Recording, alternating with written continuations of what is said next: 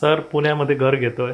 अच्छा. 1 करोडचं बजेट आहे, पण मला 0 इंटरेस्ट रेट वरती घर घ्यायचंय. करू शकता तुम्ही? हो करू शकतो ना आपण. पण मी जास्त EMI भरणार नाही. जेवढा EMI तेवढाच भरेल मी. अरे जास्त EMI भरायची गरज नाहीये. तुला मी सांगतो तसं तू कर. तुझं आता EMI किती रुपीज आहे? 58,000 रुपीजचा EMI आहे माझा. 58,000 रुपीजचा. आणि तुझं होम लोन कितीचं आहे? माझं 70 लाखाचं होम लोन आहे 20 वर्षासाठीचं. 20 वर्षासाठी.